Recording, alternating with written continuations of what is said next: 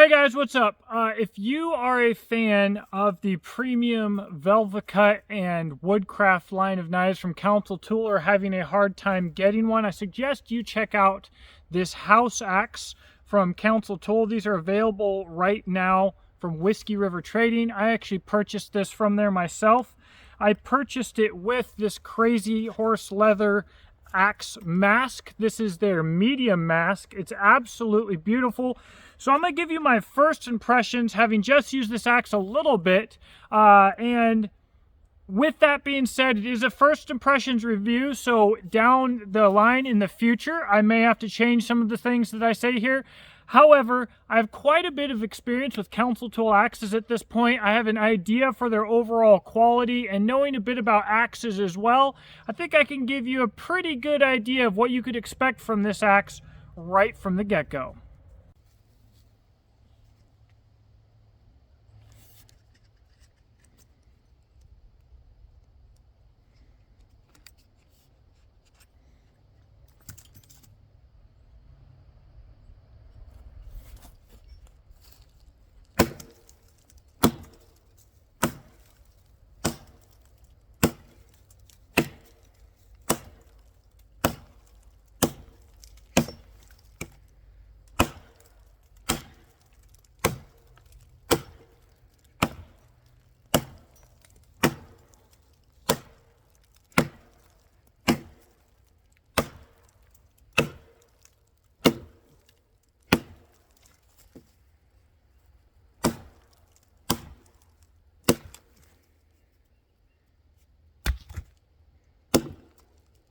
So this is the house axe. What is a house axe? In this case, it is a 2 1/4 pound Daytona head sport utility line. So this is kind of above a normal commercial grade axe from Council, but below the premium grade.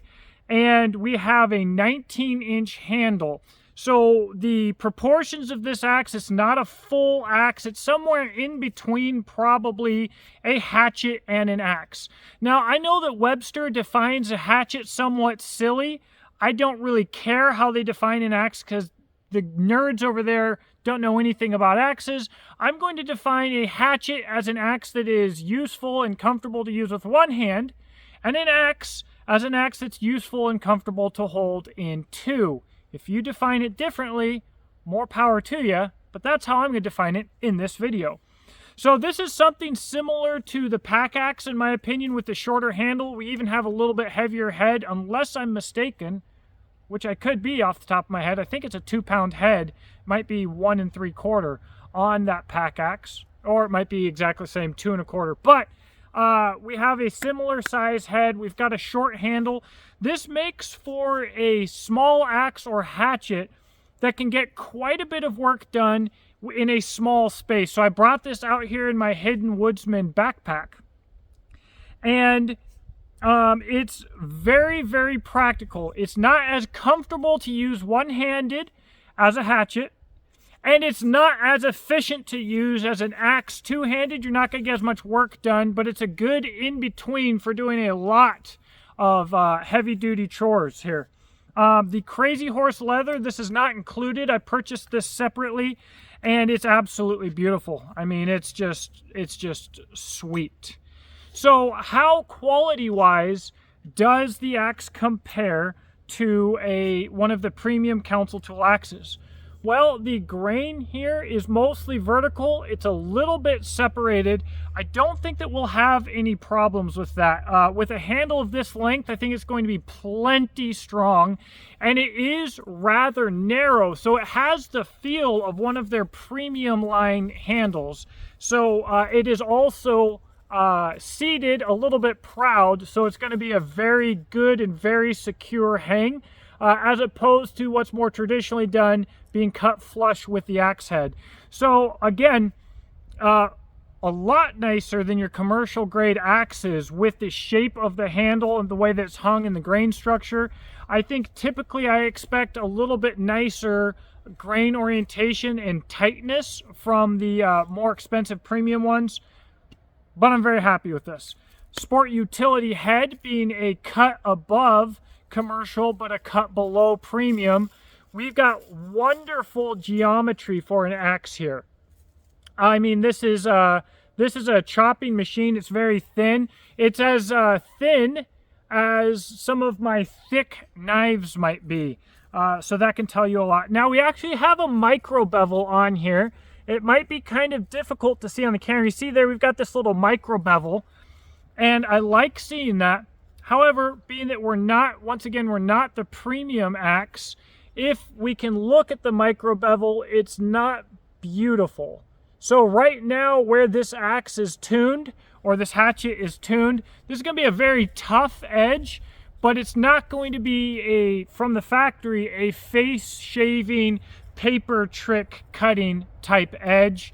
And honestly, I might think about cleaning it up and making it pretty and getting to that point, and I might not. I think for what this axe is meant for, this is going to be plenty tough, and it's thin enough to get work done with the weight and the size here.